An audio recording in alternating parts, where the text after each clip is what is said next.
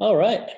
Welcome everyone to another Out of the Depths. If you haven't joined us before, this is our series where we focus on different regions with different experts, local guides, biologists, etc., talking about different opportunities out there and things to explore and do, mostly in Canada. So this week we've got a really exciting one for you. We've got Todd Karnas on from East Coast Ghillies Guiding Service. And if the name didn't give it away, Todd is based in Newfoundland and St. John's. They guide sort of all over that region for salmon and sea trout and a bunch of stuff. So tonight's gonna be really fun talking about an area that I think a lot of people aren't super familiar with. Should be a lot of fun. So hey Todd, how are you? Fine, doing well. Right on. All you can ask for. Keeping warm. I'm gonna kind of throw this to Todd and we're gonna chat a little and hopefully answer some questions along the way. Sound good, Todd? Sounds good to me. Awesome. Why don't you tell us a little bit about yourself? Because I think you're probably not somebody who, at least folks around here, are super maybe familiar with in the same way that some of the other guides and instructors have been. So where are you from? What do you do? Tell us a little bit about yourself. Well, I guess like pretty much everyone else that's been appearing in this, series, I'm an expat Ontario person, somewhere else guiding people in their place. I know you had that for Saskatchewan and Squamish, and it's working out well. But yeah, I've been here 20 years or so, I guess, and just been here teaching at the university in the English department and doing this in the summers, and also helping out on fishing boats. So kind of been settled here for a while. Very cool. And you've been guiding that whole time? We've been guiding with shops, I guess, since the early probably 2014, 2013, and then we started our own thing around 2016 or 17. There's three of us. We're a bit short on hands now, as the other two guys have had babies, so it might just be me this summer. But we'll keep going. We're really super busy. Lots of mostly tourist angling. We'll talk about locals and tourists, I guess, as we go, but mostly focusing on that. And that's about it. Yeah, very cool. Well, I know we'll talk about the fisheries that you guide and the experiences you offer as we'll go here, so I don't want to spoil too much. But why don't you throw up the PowerPoint? We'll go from there. So that's actually me and one of the other guys, Keegan. We're out. That's on the west coast, on the Codroy Valley, in June, fishing for salmon, obviously. But it's a picture of the west coast of the island, pretty nice. So yeah, today talking about visiting the province in general, things you can do and things you can expect to see while you're here. I will stay away. I'll mention the lodges. There's some great lodges, obviously, and the lodge experience, but it kind of takes care of itself. Certainly talk about different regions and targeting different species at those lodges if you want. But really looking at interacting with the province and exploring and just kind of creating your own adventures and how you can do that through angling, through in different ways. So in general, talking about visiting the island, we'll talk about some trouting. I guess it is a verb here. They say they go trouting. We'll talk about brook trout and brown trout, some sea trout, and then we'll talk about some salmon, and that'll probably take us through to the end of time. That's actually the main brook on the northern peninsula there. The island's a lot bigger than you think. It's about a 10-hour drive from St. John's all the way over to Port aux Basques, 11-hour drive, most of it on a 2-lane highway. It's also a 10 or 11-hour drive up to St. Anthony, which is in the northwest side of the island, up on the northern peninsula. So it is something it's fun to explore, but you don't want to spend your whole time driving. You'll see there's just opportunities absolutely everywhere. And you just got to keep that in mind. The weather, well, it could be better, but May and June are pretty poor sometimes. You still see wet snow. So common to be fishing in June and being salmon fishing in June, being snowed on. Somebody's convinced me to take them camping overnight on a paddle in the beginning of June for brook trout. sounded like a good idea when I accepted it, but the pack ice came in today, and there's some small icebergs around St. John's right now, so I don't know if that's going to be too warm in June still yet. But we'll see. July and August are beautiful. They're really nice months for weather. Lots of rain, lots of wind, as you would expect, that comes in off the ocean. But actually, it's not bad. Rain's never a bad thing for salmon fishing, of course. And the wind keeps everything cool, and the humidity just virtually non-existent. So it's really, really great times. Hurricane season's late August. Again, we don't get them too often. We'll mostly end up with post-tropical stuff and maybe a day of rain or half a day of rain, which again is great because it just livens up the salmon fishing again, as long as everything's okay on the front end. We did take some hits last year on the west coast of the island, but generally not a bad thing.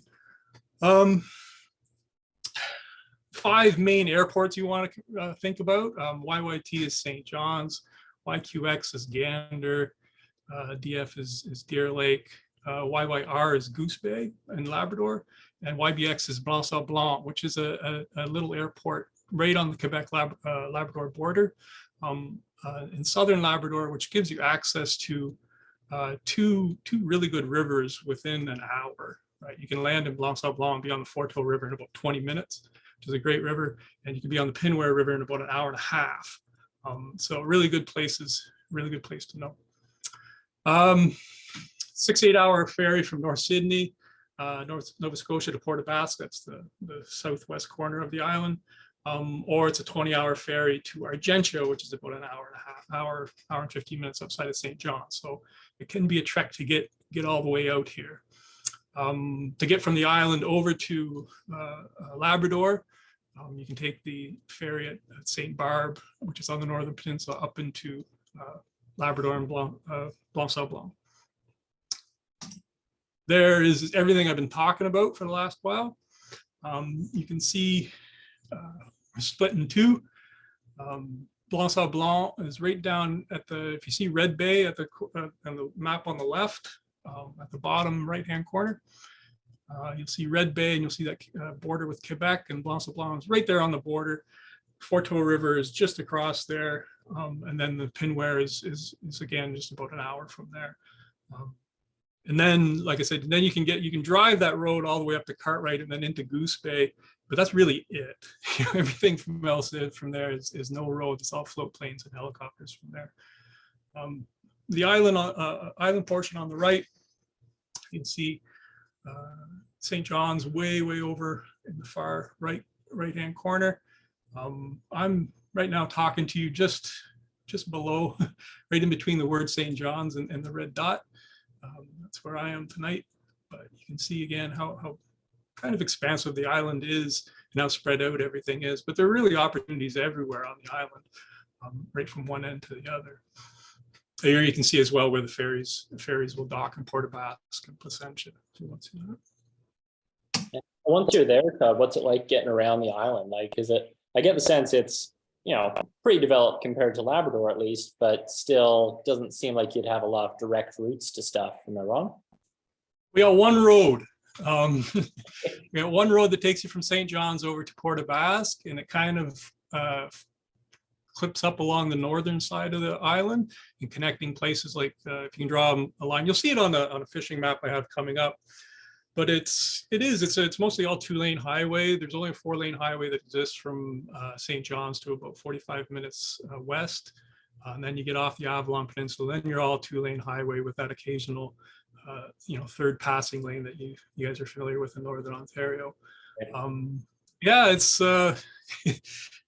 just basically connecting all these towns, and the road follows the route that the cities do, based on the old train routes, right? And everything along the south coast, the whole south coast is virtually inaccessible.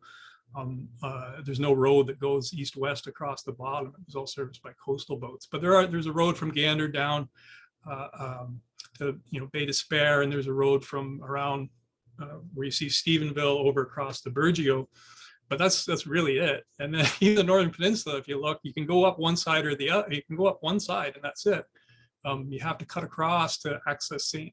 Anthony and the top there of White Bay. by accessing it from the western half of the peninsula. There's no road that goes up on that inside bay. So it can be tough to get around for sure. So put some thought into where you're going to fly your boat into, I guess. Yeah, plan. You can't, you can ad hoc travel a bit, but you do want to have a route planned out. And hopefully if you're doing any fishing along the way, we'll give you an idea of things you might want to do. Icebergs, these are April and May things, although as I said, there's some around here today. Small ones, mind you, but really that's the season. If you hear that there are icebergs around, that means it's cold. It means we've had sustained north and northeast winds for a while. And generally you will see them in June. I've been sea trouting and seen them in May for sure, and seen them in June too as well. But that's usually when they come. So if you're looking for that as part of your trip. The lobster, snow crab, this all starts in April and May. The snow crab on the right. You see the lobsters on the left. That's us boiling up steaming lobsters while we're sea trouting, which is something you can entirely do here. Cook on the beaches, cook on the shores. Nobody's going to stop you. You can kind of do most anything you want. And it's there. You can buy the lobsters at the wharf. They're pretty cheap last year, a little bit cheaper again this year, I think. So it's definitely ways you can spend your evenings and afternoons. More Newfoundland. That's cod there. It's the guy who's skipper on the boat that I help out on. That's him filleting a cod. We'll talk more about that, I guess. But more lobsters. I guess the only reason I put that there is because there's fiddleheads on that plate, which is another thing we get in the spring. We're not as good as places like New Brunswick, which have phenomenal seasons. We have some, but it generally goes from too cold to too quick. Sorry, too cold to too hot too quickly. And that kind of, the ferns explode on us too quick, but they're around. It's fun. There's some more cod. In June, puffets, organic colonies will be blocked on the nesting islands, and there are a number of good ones here. World important ones. The whales show up soon after, end of June, early July, and the cod follows them because everything's following that bait fish on the right. That's the capelin, and that's the whole thing. That's the fish that makes the whole island work, to tell you the truth. The whales come here, the cods come here, the birds come here. The salmon also come here because of the capelin. It's the primary thing. Part of the rainbow smelt family, I guess. I just learned that a couple weeks ago. Yeah, but historically, capelin's been important for salmon because it was a primary food for them, but that's kind of changing in the last 20, 30 years, it seems. And they're switch their diet over more to different kinds of bait fish and shrimp and squid and amphipods. But, that's figuring out how to keep a sustainable capelin stock is one of the most important things going on now, it seems. Cod. Squid. I include this slide because there's other things you can do while you're here. You can go squid jigging. You can go cod fishing. More cod, that's from commercial fishing. That's a good day. The puffin there, they're everywhere all summer long. Whales as well. You can see the whales there. All those black dots on the water birds as well. All following capelin. It's just a big celebration here for all these animals in the summer. Gannets as well, really cool bird. I always enjoy showing these guys because they're such cool looking things. These giant birds have these like 4-foot wingspans, it seems, and they dive. They can swim underwater, and it's major nesting grounds here. That's one of the most important ones there, and Cape St. Mary's. But another thing, definitely, keep your eye out for if you're traveling. I included this slide here for Rob. I don't know if Rob's on the board or not, but that's making salt cod in the fall, which he would want for his bacalao. I'll have to bring him sometime. We'll move on to some of this stuff.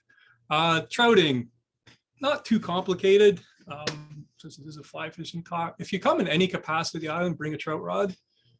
If you're here for a wedding, if you're here for a golf tournament, a slow pitch tournament, you got extra time, business conferences, bring a trout rod because you will be able to do it. There's water everywhere. There's opportunities everywhere. There are some rules you have to follow, but it's really everywhere. And if you can find time, you'll find water and you'll find trout. There's 3 kinds: trout here. We have brook trout, which they call mud trout here. Don't ask me. Brown trout and rainbow trout. The last two are primarily around St. John's area.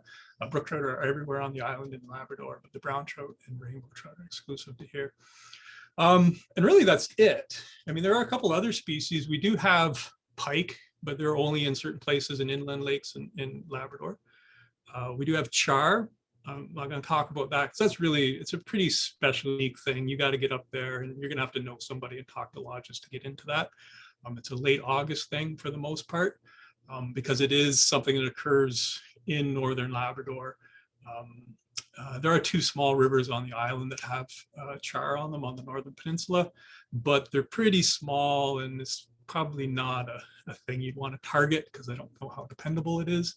There's more char going through there than I thought. I was talking to somebody who did some surveys last year, but again, it's maybe not, not your char fishing trip. Now you can go to Labrador and have a phenomenal char fishing trip. Go into places like Char Lake or Crook's Law. I mean, there's just great char fishing up there, and you'll get your 12-pound chars, and the water will be black with them, and you'll just have a great time. But again, it's something you got to do through the lodges because it's pretty remote. You'll definitely be flying, and there's some coastal stuff you can do, but again, that's pretty. You're gonna have to have that arranged with people. You just can't happen into that. Landlocked salmon we also have. Winnenish, they're called here. We have them around on the Avalon, but pretty small. You might get them if you got a 14-inch Winnenish, you did really well. So it's nothing really to be chasing. There are a couple places where you can get bigger ones. You can go to Red Indian Lake, and there's landlocked salmon there, which is in Central. You'll see some of these places on the map again. And those will be, you can get your 8-10 pound Winnenish there. They're much, and the same with Western Labrador around Lab City. There's some landlocked salmon on that side that, again, you're going to get your 8, 10, 12 pound salmon. Fished entirely different, fished like you do fish them in Ontario. You can fish them with big clousers, you can fish them with big streamers, and they behave a lot differently. But again, that's pretty remote. I actually think like Lab City is closer to Toronto than it is to St. John. So I've never done it, but it's a long way over there. Season runs May 15th to September 7th. Trout are everywhere. All trout are wild. There's no stocking that goes on anymore. Non-residents, $15 license lets you trout anywhere on the island. With the exception of, this is the only thing that kind of confuses people, is with the exception of scheduled salmon rivers, a trout license permits you to fish within 800 meters of any road or highway. So you can drive around and within a kilometer of the road, go fishing anywhere you want without a guide. If you go further than a kilometer, you're supposed to have a guide. But you can do a lot. There's lots of opportunities to do it. But again, that scheduled salmon. That's 1.6 kilometers if you go both directions, right? So that'll keep you busy. Yeah, you can, and once you get outside off the Avalon, and even places on the Avalon, you go west. There's lots of there's lots of opportunities to get. There will be other roads, and there will be other things you can drive down to get away from people. But as I said, it's like, again, it's nothing you certainly come here with the purpose of doing. But if you're on the way and traveling and going somewhere, say you're driving to a lodge in Gander, you can trout on the way without a doubt, right? Without a guide. The big thing is scheduled salmon rivers. You really have to keep off those. You need a non-resident salmon license and a guide to go on those. So that's the one thing you got to watch out for, but it's pretty easy. There's signs that'll keep you, pretty much any good river you see, it's like you'll see the salmon license sign. That's it. The most annoying thing is you have to buy your licenses in the province. They're not set up online to do anything. It's extraordinarily frustrating. You can buy them in any sports shop, fly shops, although there's not a lot of those. If you come and you drive across the island, or if you do any driving in between places, you'll understand the importance of the gas station. They kind of do everything, from selling licenses for for trout and for salmon, and as well as a lot of your gear sometimes, it seems to be, and food and everything else. What happened? Brook trout. Once you get away from St. John's, brook trout are the only trout you'll find. That is the fish. That is the trout here. Don't expect to catch resident brook trout in scheduled rivers, though. So, you're not going to say, oh, you're going to tell your guide, I want a day of brook trout fishing. Let's go to the Gander. It's just not going to happen. Let's go to the Humber and catch some brook trout. They're not there. They're in the ponds. When I say ponds, that just means inland lakes. They're called ponds here, but they're the same things you'll have, inland lakes in Northern Ontario. They look very similar. Lodges in Labrador will give you the top-notch large brook trout stuff. You'll get your 7, 8, 9 pound brook trout. You'll be catching 2, 3 pound trout, saying, "Oh, those are small." It's really good in there. But again, it's lodges. You can look them. There's some great ones, without a doubt. To do that, there are also lodges on the island that do brook trout fishing, and mostly over towards Central and the Northern Peninsula, where we'll do some helicopter stuff. And you'll have your chance at nice 3, 4, 5 pound brook trout. Do that. But otherwise, it just follows basic rules of, trout are everywhere. They're not very picky and opportunistic, and there's enough quantity to have a quality time, right? And that's really what brook trout does. Season run, June to September, pretty much the same as anywhere. Show up with a trout rod and a small fly box, a few emergers, nymphs, muddlers, dry flies, a couple small streamers, and you'll catch all kinds. Again, the exceptions of Labrador and guided backcountry stuff, expect typical brook trout sizes. Although, 2 pound brook trout's not uncommon, depending where you get to, depending on time of year. So, mud trout are everywhere. Some of the places you might fish, again, this is a lot of Avalon things, because this is where I am. You'll notice how similar it looks to Northern Ontario at times. But again, those riffles running into ponds, but not in the streams themselves. That must look a lot like something from Northern Ontario. You can see a pond there. That little stretch there to the left that runs out of the pond is what they refer to here as a gully. And it's generally just a shallow, muddy, boggy bit. And they'll catch a lot of brook trout there. That's you can see there's actually somebody in the picture down there, one of my friends standing along there casting at some trout. And that's generally, I think that's why they call them mud trout, because they love hanging out in these places so much. I think I've heard the term thrown around as well. I don't know if it was exactly mud trout, but because in the summer when the water does get fairly warm, they'll just go like belly to the bottom, almost buried in the mud, just finding out like any kind of spring seep that they can. Yeah, and I'll show you. So this I was going to say on this one. So on the left, you have the typical pond situation with where the canoe is. And then those other 2 ponds are in what you call the barrens, right? And this is the case where there's no cover. The water is can get shallow and hot, and they just bury themselves in the bottom and hang out there. You can see that there's no trees. It's exposed. The trout are there. They're moving around in them. And like you said, they just are looking for cool water anywhere. And they'll show up in the kind of weirdest places too that you can't believe in these ponds. And it must be just springs coming in you don't know about. Some kind of flow. Cool. I was going to ask as well, maybe I missed it, you might have touched on it, but so within 800 meters of the highway, non-residents can fish without a guide. What about in ponds? Ponds, yeah, as long as it's, as long as you're within a kilometer of the of the road, it's fine. I don't think I've shown you anything that's further than that, to tell you the truth. Nice. Maybe a little bit further, but the reason they have the guide stipulation is a couple of reasons. One is it's traditionally provided employment for people outside in rural Newfoundland for sure. Guides do. People getting lost is a big thing as well. They don't want to send out search and rescue squads, and the relatively low population means there just might not be any send out to find you. there's only 500,000 people in the province, and 250,000 or so are right around St. John's on the Avalon. So the rest of the province is pretty sparse. But we don't want you getting lost out there. That's another, on the left there, you see a better picture of the Barrens. You get the sense of it's just a sort of tundra plains. And that's kind of occurs all in various spots all over the island.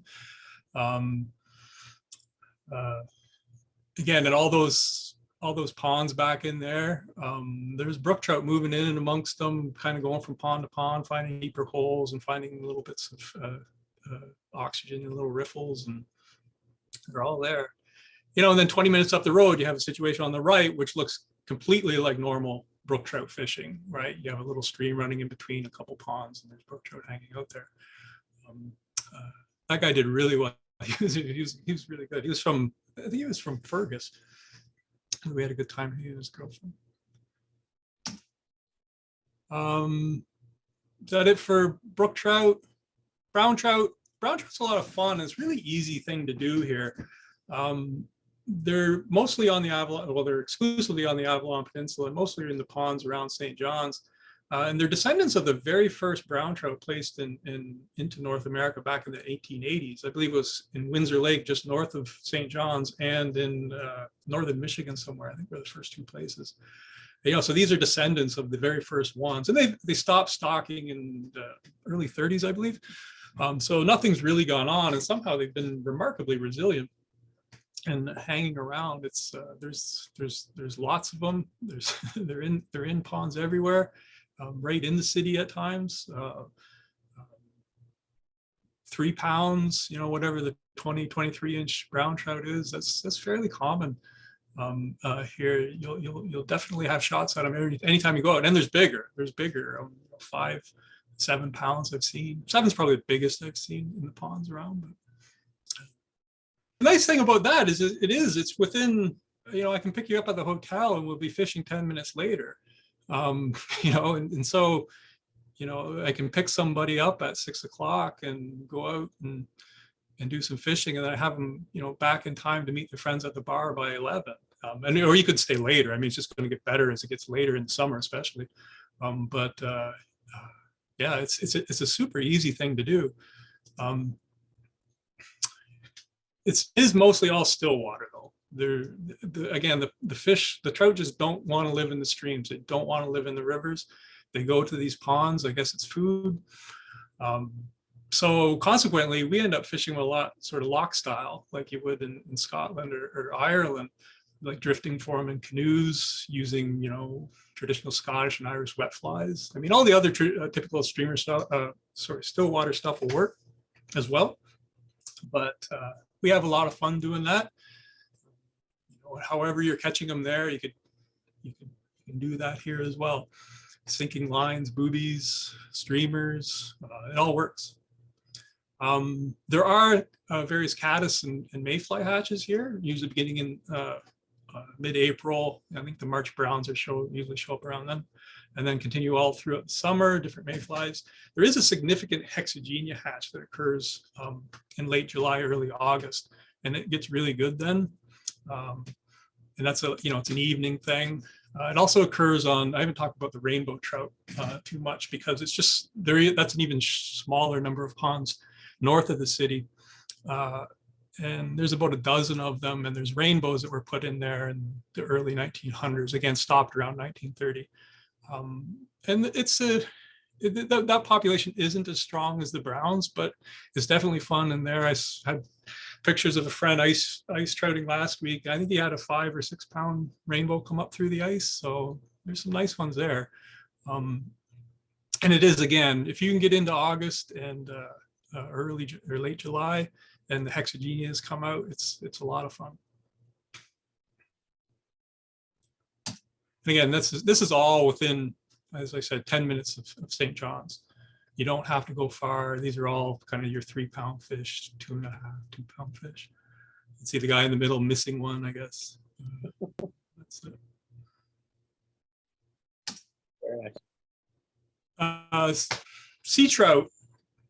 So sea trout, there's 2 different kinds you can fish.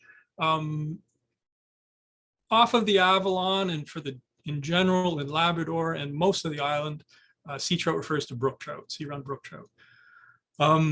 They're everywhere. Any pond that connects up to the ocean with a decent stream system will have sea-run brook trout in it. The runs usually kind of come variously throughout the summer, and the major migrations happening in June and August, right? And they're not as prominent on the Avalon Peninsula, just simply because the brown trout have taken over, and so much so that sea-run browns are the predominant anadromous trout on our side.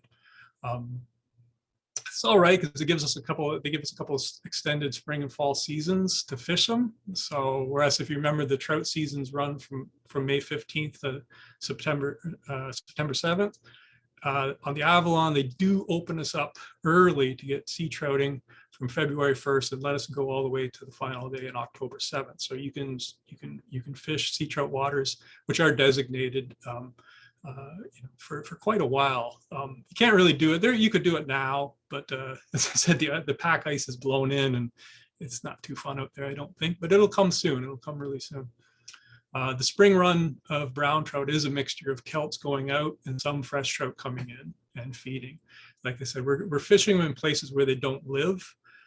They're just transitioning between fresh and salt water, shaping up to go out, having meals, and to get ready for a summer out in the ocean. Some of them after spending all winter in the ponds. And there are some fish that come in. I mean, it seems to be a weird thing. I'm not entirely sure how it all works in that regard about the fish coming in the spring. But you will find them. And I don't know if they're just coming in to eat because the conditions are good. I don't think they're going in there, but they hang out. The best ones show up in the fall. That's the ones that have been feeding all summer long or a whole winter, a whole year, perhaps in many cases. And so they're coming in the fall to spawn, and they'll be, very healthy, chrome, large, full of herring and capelin and squid, all that good fish that's out, all the good food that's out in the ocean. That's cool. That's a pretty unique thing. Like, I think of other maritime provinces, and I think Nova Scotia has a small migratory brown trout population, I think. And, yeah, they do in Cape Breton. They're allowed to fish them a lot more than we are too. They have some extended seasons to fish them in Cape Breton. And, I think there are actually some like inside the New Mias Basin area too. I think there's a couple rivers in there that get them too. I think New Brunswick might have one or two rivers that get a couple, but really everywhere else it's all brook trout. So kind of neat. Yeah. It's and even within Newfoundland, like I said, it's just really our little spot that has them, and it's because somebody put them here 140 years ago. it's still just right. There's one at the top there. You get to see that's a brown trout, and then there's two brook trout there below them. The brown trout's probably about 3 pounds, I guess. That was taken on like a size 14 clink hammer, about 100 feet from the ocean. So that was fun. Brook trout, sea-run brook trout will, if you find them, you're in for it because they'll take just about anything. You can have a lot of fun doing it. Then again, I think the one on the right's maybe 2 pounds, maybe a little over 2, and then maybe a pound one on the left. But those are, and I should point out the one at the top, the brown trout, that's a June fish. So again, that's that thing. It's obviously not a kelp going out. What he's up to, I'm not sure, but it's those guys. This is somebody who took out, and again, this is a fun thing, like you said, a unique experience you can do.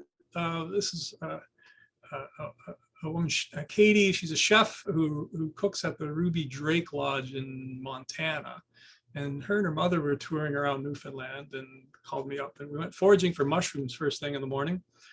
Picked all kinds of mushrooms, and then wild mushrooms, and then we went sea trouting, hit the tides nice around noon.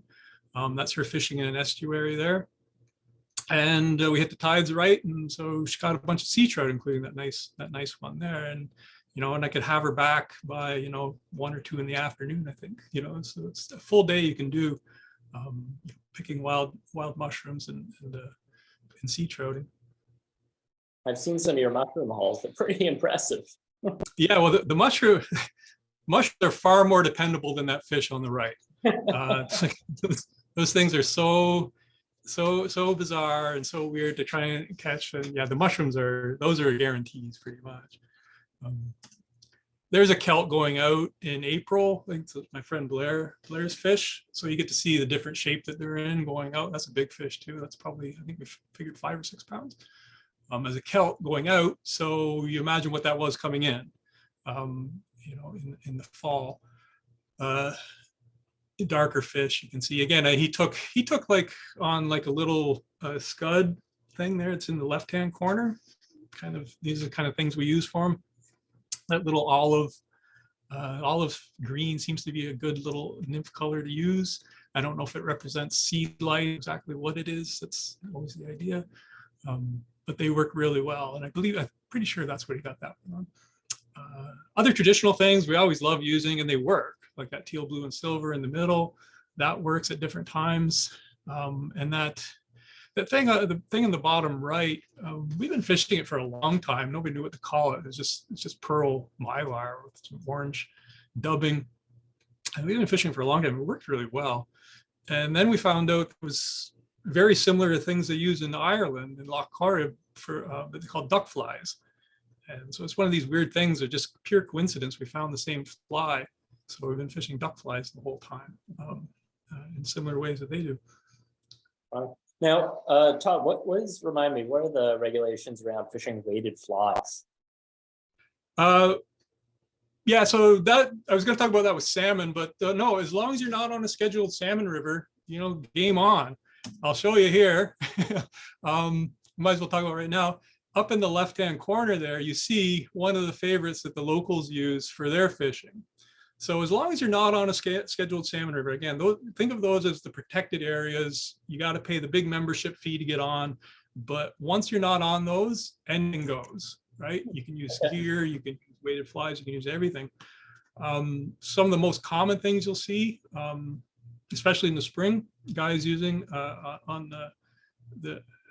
these non-scheduled rivers are live bait.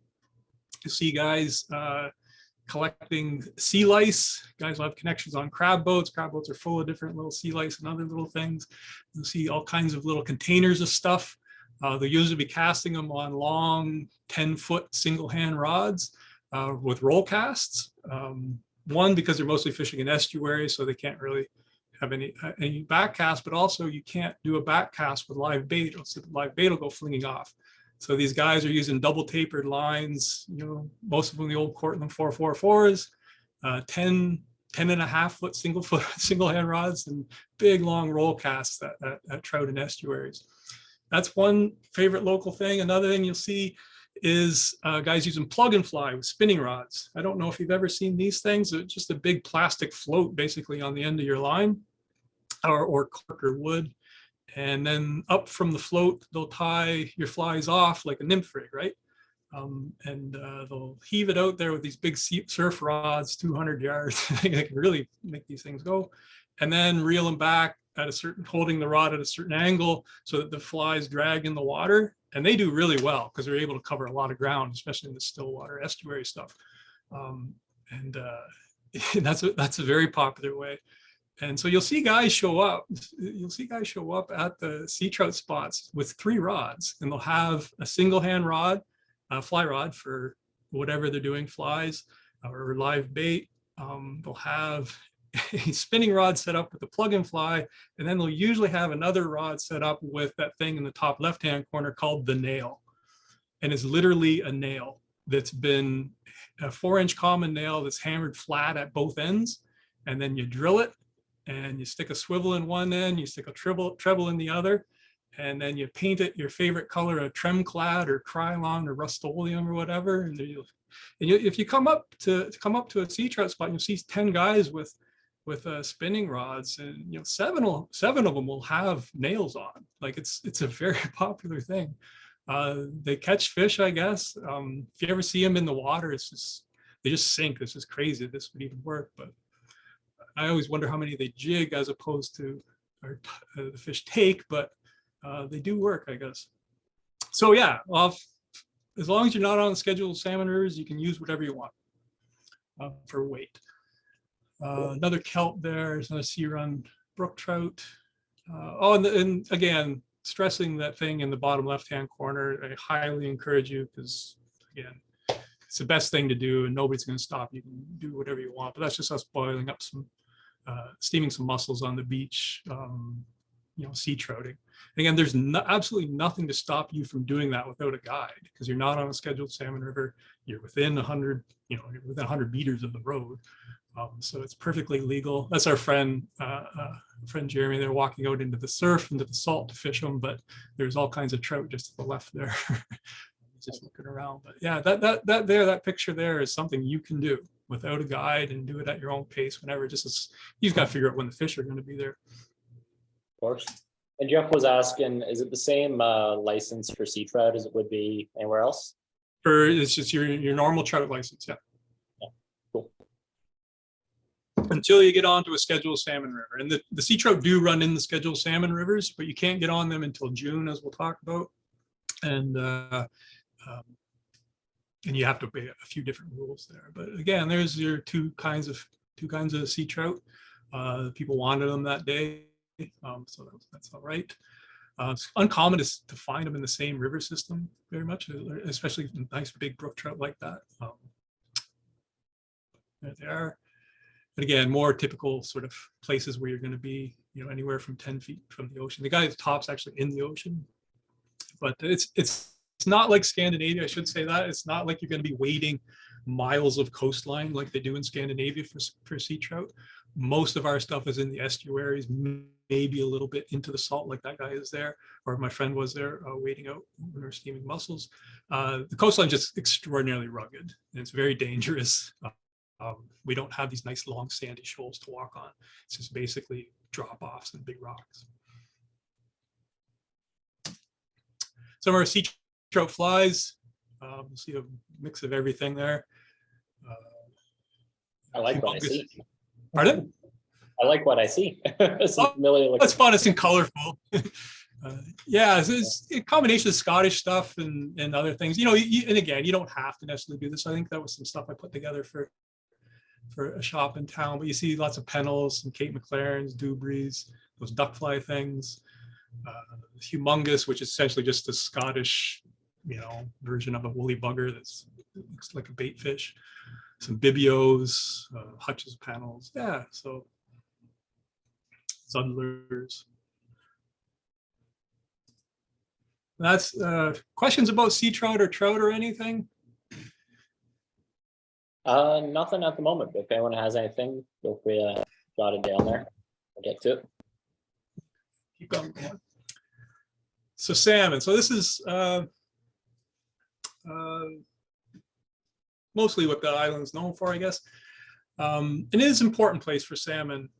We don't go back to 2018. That was the kind of 2019's data I saw was about the same the ASF had collected. 2020 and 2021 weren't that good because of the pandemic. You couldn't really rely on what was there. But the numbers from this one's pretty good. 92% of all grills in North America return to Newfoundland and Labrador. You can see just essentially how important Newfoundland and Labrador is to the survival of the species. 92% of all small salmon are coming to Newfoundland and Labrador. 54% of all large salmon are coming to Newfoundland and Labrador, which gives us, in 2018, there's lots of holes in the data, of course, but roughly 80% of all North American Atlantic salmon returned to Newfoundland and Labrador. We have 186 scheduled salmon rivers, which means they've been rivers deemed significant enough to label them as such and to provide conservation and monitoring and so on. But there's a few dozen more that aren't scheduled that get salmon. They just don't do it. They don't monitor them for different reasons. But 186 of those here, I think there's about 400, somewhere around 400 total in North America. So we've got roughly half of all salmon rivers in North America are in Newfoundland and Labrador. We don't have the consistent average big fish that you'll get in Quebec, say, but I said 92% of the grills is important for the species as a whole. So a rainy day in Labrador, that one. Gorgeous fish. The rules are pretty simple. Must possess a non-resident salmon license if you angle on any scheduled salmon river. And you have to have a guide. Like I said, just think of it as your cover charge or your membership to fish salmon. And you have to have a guide, again, for those reasons of employment and safety and conservation and so on. That's a 9-pound fish, probably the guy's got on the left jumping there. There's your typical Newfoundland salmon though. There's your grilse on the right. That's your 4 to 5 pound fish. That's what you're gonna catch most everywhere you go.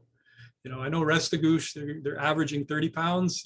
We're averaging 4 to 5 pounds on our fish. That's the fish you're gonna see most often, regardless of where you are on the island fishing. And again, it's just important to the stocks. But again, both those fish are taken out of the exact same pool about an hour from where I am right now. So the Avalon fish are the same as they are everywhere else.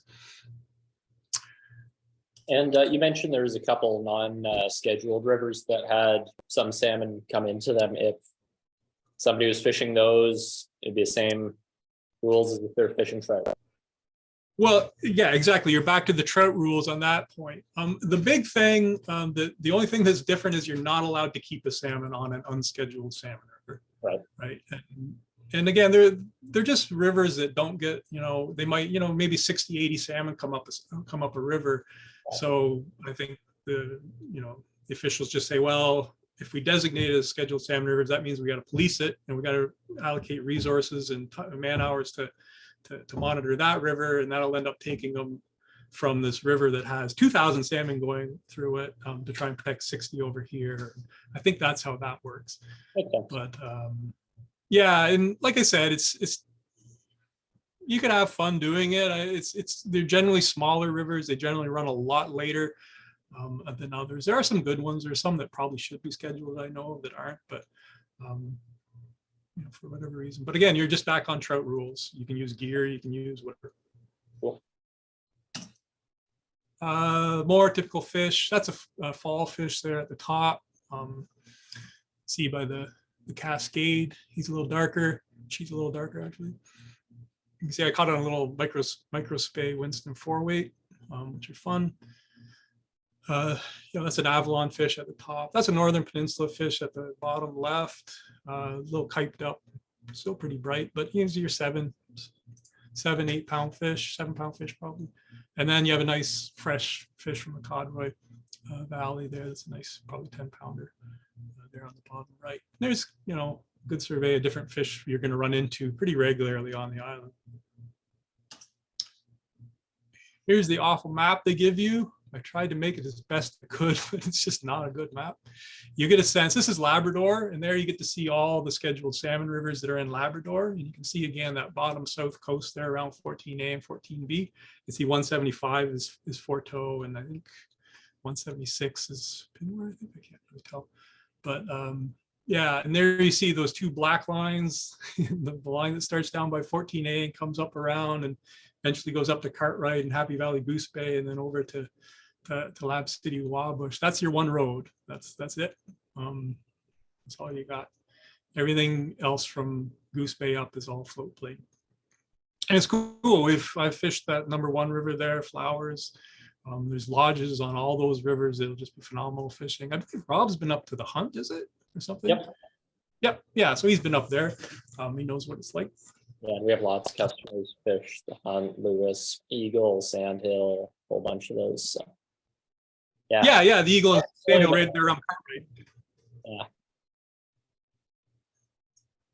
Phenomenal fishing. All those numbers I was talking about, 92% of grills and 80% of salmon, most of it comes right there in front of you.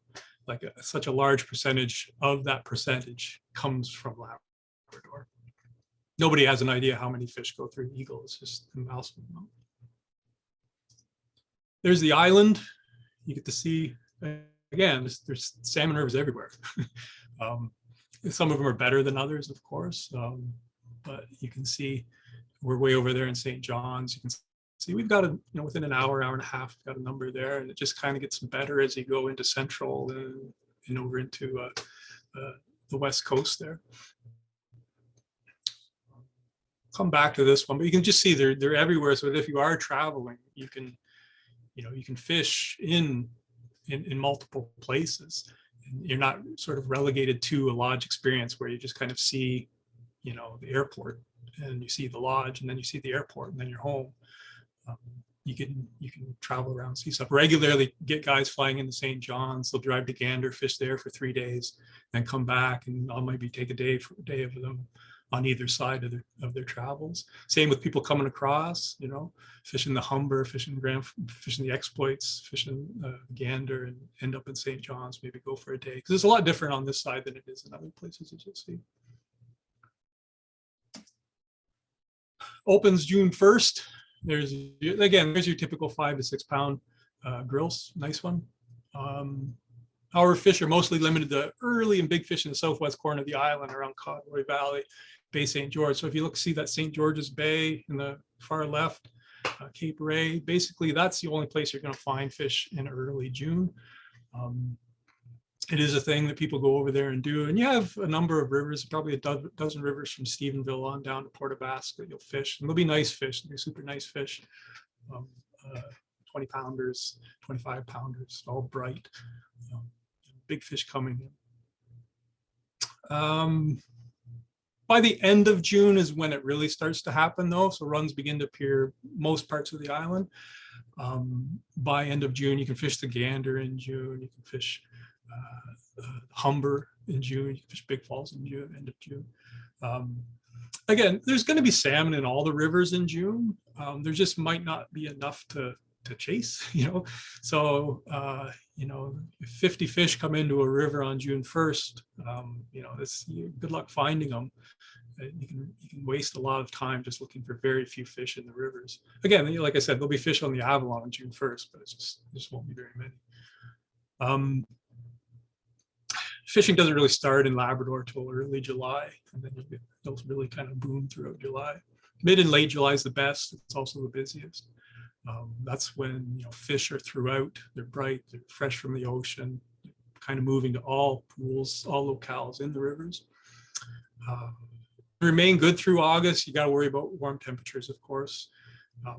But if you can get cool weather and get some rain, then it can get good, and you can stay good fishing in August. And a lot of people get off the rivers in August as well. They'll just sort of get their fish and kind of go do something else for the rest of the summer. So a lot of pools will open up and have a lot of fun. Closes on September 7th. You get an extra week in Labrador because it starts a little bit later in Labrador too. I don't know if you had a slide on it all, but thoughts on Grossmore? On pardon? On Grossmore National Park? Grossmore, yeah. Oh, I meant to mention that. Sorry. Yeah. Grossmore, that little red dot up there by 14A. That's a federal park. Beautiful park. If you're traveling to Newfoundland, stop there for multiple days. It's really a highlight. UNESCO site. There are a number of salmon rivers within Grossmore. Essentially 2 are open to salmon angling, and you can only angle in places where, sorry, I should say that again. You can fish salmon rivers in Grossmore without a guide. You still need that non-resident license, but you can fish without a guide within the park because it's a federal park. So you don't have to obey that provincial restriction of the guide. The problem is that there are sections of the Lowman River, which is one of them, that run through the park, and then a lot of the good sections are outside of the park. But you can still fish it. I mean, there's still stuff you can fish there without a guide. You can camp and go down and fish on your own. The other one, Deer Arm Brook, it probably isn't as good a river, but they have, and there are some closed sections on that, but that one is also open to angling. There's 2 that are closed to angling, Trout River and Western Brook. I think they're both closed to angling. But yeah, so it can be done. Last year I had a guy I fished with, he and his wife were bird watchers. They started in St. John's and went west. So we fished here. He had a really good day. He didn't end up catching anything. He was a first timer. he had a rod, man, I don't know what that was, but the reel was even worse. But he rose maybe 20 salmon, probably missed 4 or 5. I don't know how he missed them, but he did. I was kind of worried if he did hook them, what was going to happen, because he basically just had like his reel wasn't much going on. But anyway, he didn't get it. He had a great time. He learned how to do it though. And that's really what we worked on, is like, this is what you're going to do. This is how you do it. This is how you fish a dry fly, this is how you fish a wet fly. And then he and his wife traveled for the rest of the week, and they ended up in Gross Moor, where he went on the Lowman, and he caught a salmon and he landed it.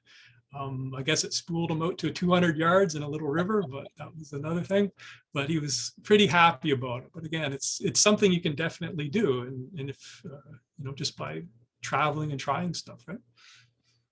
That is a good point, though. I'm glad you reminded me of that. I meant to mention that there are 2 spots you can fish in Gross Moor without it. Terra Nova also has, which is the other little red dot there by Bonavista Bay, has sections. They're much more stringent about their allowances, though, on their rivers in the park. They don't even open them up all the time. They're in the process of being rehabilitated, so they're pretty stringent on the rules there. Gotcha. Cool. Did I do all that one? Yeah.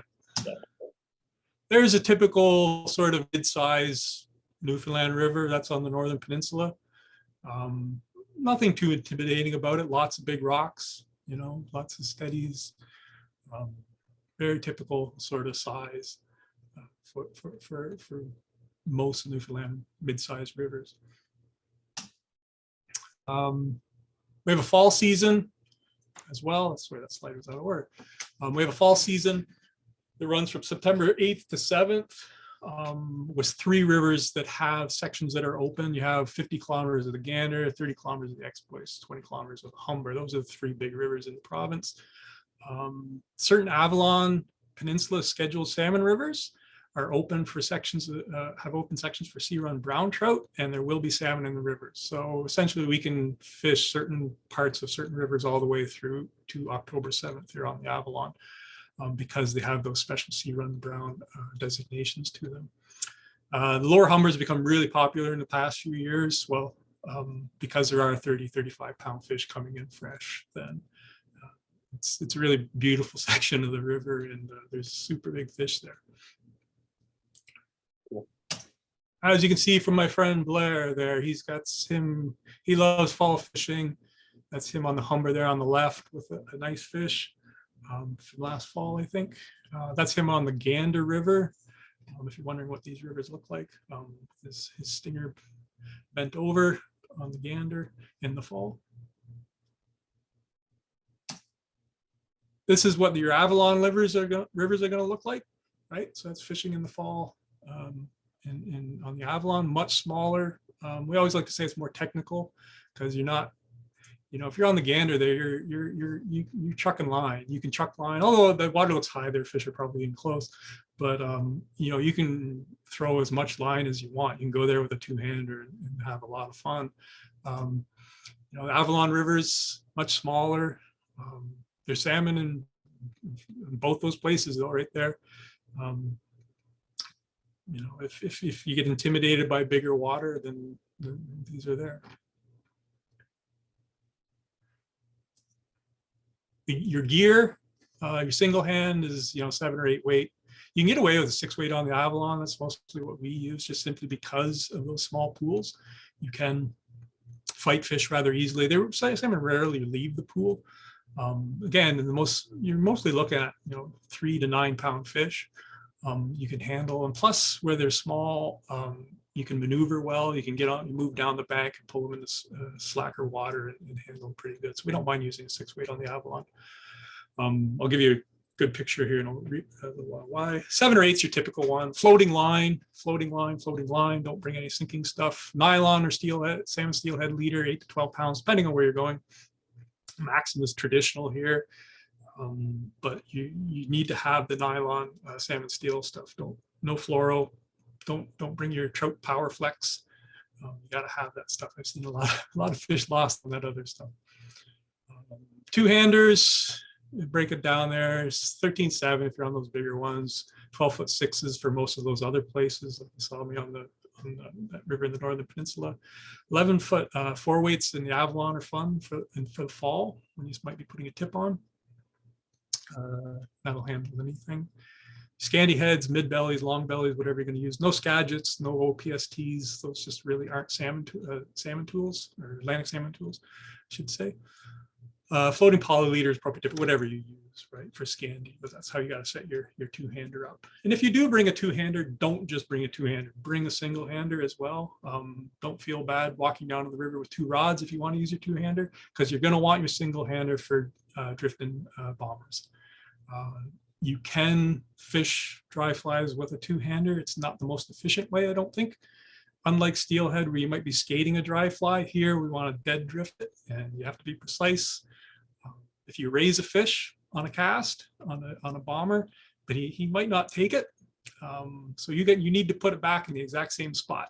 and if you're doing a 60-foot cast with a Scandi head and getting everything all aligned and running line that you can't mend, it can be tough. The single hand is just a better tool for the job. So that's something to remember. If you're into two-handers, bring a single-hander too. Reel, whatever's appropriate, drag or clicker, it's up to you. Waders, yeah, you gotta have them. Although some wet wading is possible on the Avalon and some of the other places, depending on when you're coming and where you're going. Just make sure you wear pants, no shorts. You'll get cut the bits. Flies, singles only. That's unlike some of the other places in Eastern Canada. We're singles only, they're barbless and no weight. Okay, no dumbbell eyes, no bead heads, no metal tubes, no cones, lead wraps, split shot, nothing, right? So everything's floating. The general rule to remember is that, you know, an Atlantic salmon is never going to go down towards a fly. They'll come up at flies, but they're just never going to go down. So you don't want to be below them. So you don't really need that stuff in the first place for most of our situations, because we're not fishing real late. We're done fishing by October 7th, and we're not fishing before June 1st. So all that cold, super cold stuff is out of the mix. Wet flies generally much sparser here than elsewhere.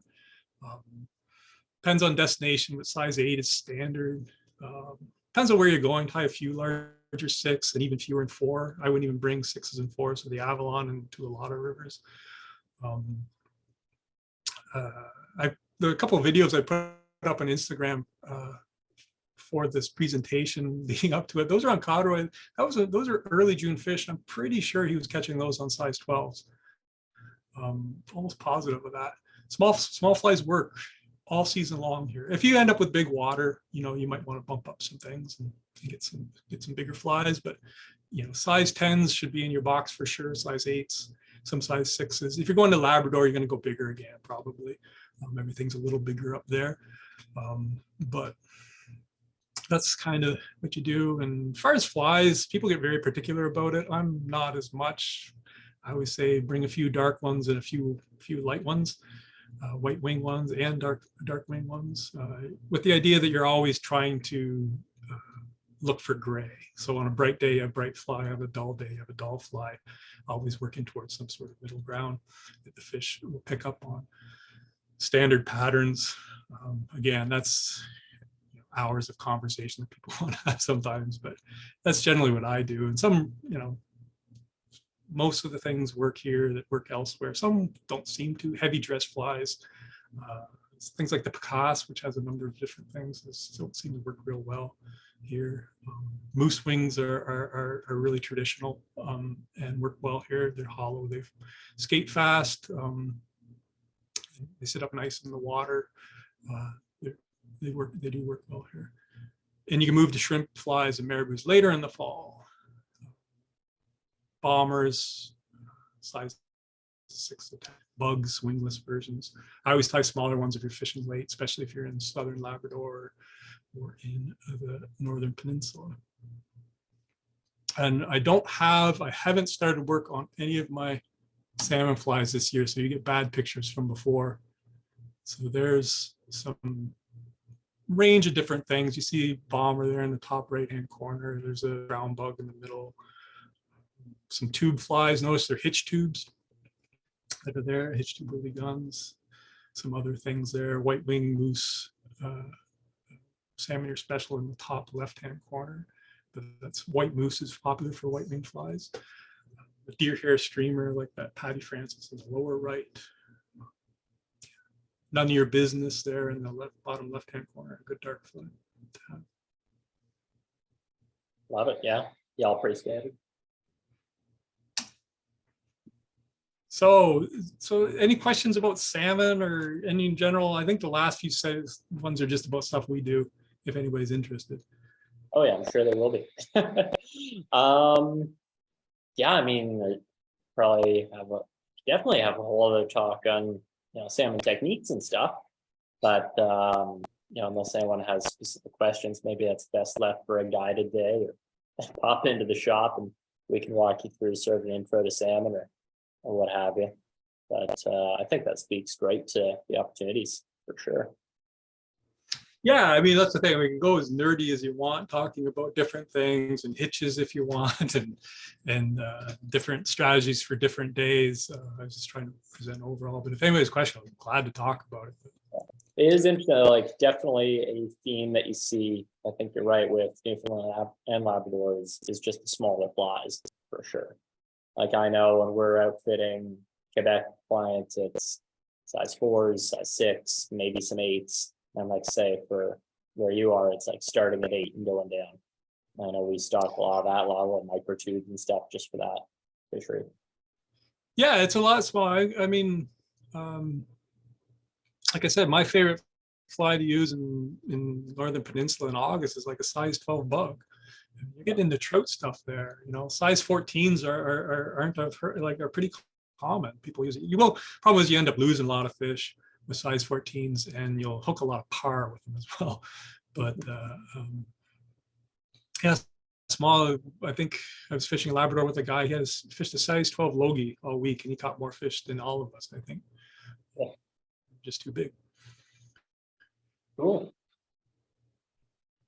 Well, so if you drop them in, otherwise we'll wrap it up. Yeah, we'll go through these quick. This is just stuff we do. If you ever want to talk to meet up with us, we're very flexible. We can help you out. Like I said, we can be fishing within an hour. We can be brown trout fishing within 20 minutes. We accommodate business schedules, wedding schedules, all kinds of different things. We can pick you up. People don't have a car, we're good, or gear we have. Layover angling, which is I always like, is that, if people are going into Labrador, but they got to fly through St. John's, say, is that, if you get a day on either end and you want to try different fishing at these smaller rivers, which are much different, much more technical fishing in a lot of ways. You can see that's an Avalon River there behind me. We can do that. We do things where we camp on salmon rivers with people. We do lots of foraging as well. You can see there's camping. That's a guy from Seattle, hiking in with a tent, put it on the salmon river. And so we're camping there. I think on that pool there's probably 50 fish in the pool right there. We're right there, wake up, and it's just at our all day. To walk in. There's the foraging in the fall. Like I said, mushrooms is just like, it's not even a question that you're going to get them. All kinds of different chanterelles. You can go out and pick 10, 15 pounds of chanterelles easy. More if you wanted to. Different kinds of chanterelles, winter chanterelles, porcinis. There's the kind of fun thing we like doing in early August. The right-hand side there, I got a little 4-weight rod, the canoe, dry flies, and picked a couple pounds of porcinis before we went out for rainbows that evening. So, and that's just so infinitely easy to do here. Berries as well are very popular here. And again, you can see there's somebody who went, they wanted to keep their salmon, so we were able to retain salmon. I haven't talked about that at all, but we were able to go out early in the morning, tag 2 salmon, release a few more, get off the river around 10 or 11 in the morning, go off and pick bake apples for a couple of hours, and they're home by 2. So it can be a fun day. And wild blueberries are everywhere here, for sure. We fish smaller rivers, which again, if you're intimidated by bigger stuff, or you're more used to you're essentially trout fishing, but just differently with the swing and so on. You can see what the rivers are like there. Um, There's a good example. There's salmon in that river on the left, if you can believe that. Just looks like a pile of rocks, I know, but there are there, and there. So you do a lot of pocket fishing for salmon, which is kind of cool. And you got to have good presentations. It's very important. That is very Yeah, cool. I mean, that is unlike anything you see on most of the southern rivers, for sure. Yeah. You kind of want to go in with a nymphing rod, probably. Really, yeah. But they're there, and you just gotta, you guys gotta get them. But there are bigger rivers as well, as you can see. There's different stuff. I was gonna say it must be a riot once you actually hook one in that too. Yeah, well, that's the next thing is that, what are you going to do? And you always have to have that talk beforehand. And then they hook it, it's completely out the window anyway. So, but it's fun.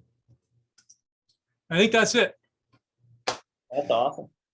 Well, thanks for putting that together, Todd. That was excellent. Really enjoyed that. Very broad. Like I said, it's a wonderful province, a very beautiful province. And the two greatest things about it is the freedom that it gives you to do so many different things. There is a guide restriction for you guys as well, I know, but once you get away from fishing, you can do just about anything you want, and have a lot of fun doing it. And the fishing is there as well, and you can kind of create trips where you'll find fishing at different destinations and do those other things as well, and have really good fishing too. Terrific. If somebody was getting up your way and want to reach out, see if they could schedule a day, how do they get in touch? Yeah, our email is, we have a website, www.easternguides.ca. There's contact forms there. You can email us.